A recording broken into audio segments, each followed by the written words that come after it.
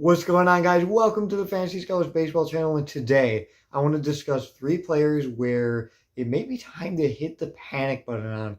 And here's the thing. I don't like hitting the panic button on any players in April because the fantasy baseball season is very, very long. And I know we're almost a month into the season, but that's really not a long time in terms of baseball. But here are 3 players that I'm kind of like, do we actually hit the panic button on them now? First player is Castanera. Now, Castanera has been brought up a lot over the past couple days and past weeks or so, and he is not looking good. He's really not looking good this season, and his main issue are his strikeouts. He is striking out a lot, and it's scary. I've seen this guy hit multiple times, and he's just taking these weird swings, and he's not even close sometimes. It's really, really alarming. But kind of look at his stats here. He has 29 Ks in 21 games, so that's a total of 69 at-bats.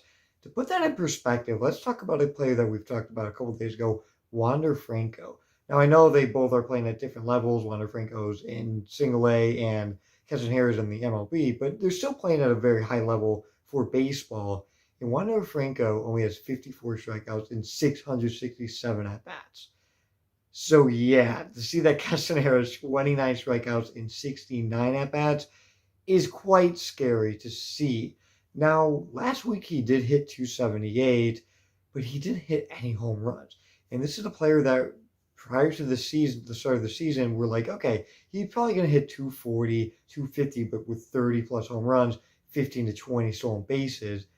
He has 1 home run and 1 stolen base so far and is striking out at an alarming high rate. And on top of all that, he is very, very bad defensively and doesn't even play second base. He is now a first baseman.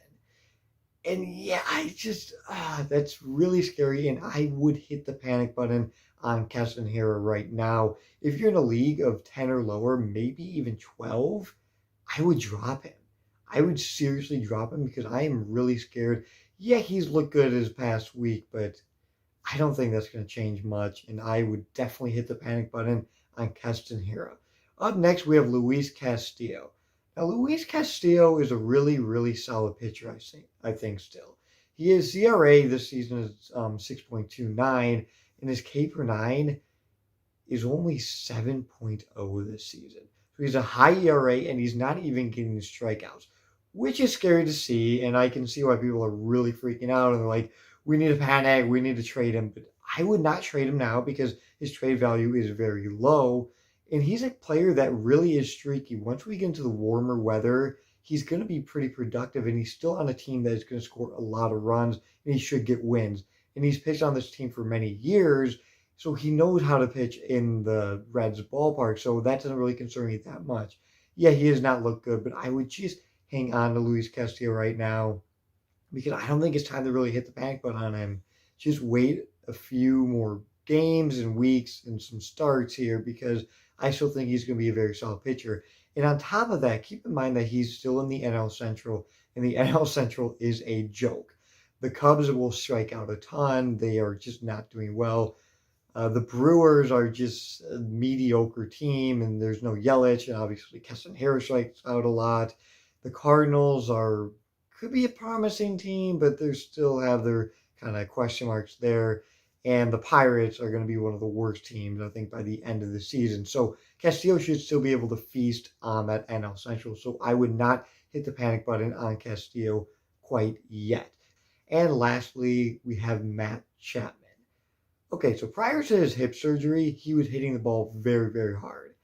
Now, after his hip surgery, his exit velocity has gone down 6 miles per hour.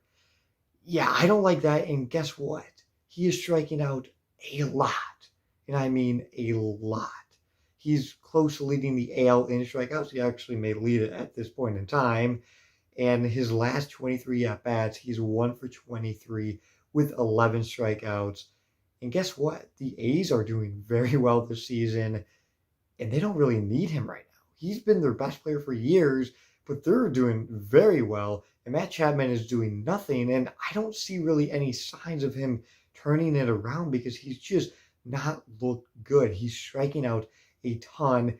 His exit velocity has gone down, and you may really have to consider just leaving him on your bench right now and just figuring out, should you drop him? I would say in a 10 team or lower league, I would really consider dropping him, because it's just not looking good for him at all. And I know he has talent and he can be really good, but this is a guy that is really dependent on his power. He only has 3 home runs, and he's hitting like under 200, and he's not going to hit really above 250. And if he's not even getting those power numbers and he's striking out, I would hit the panic button on Matt Chapman, because it is just not looking good for him right now. Thank you all for watching. Let me know what other videos you want to see, and I'll see you guys next time.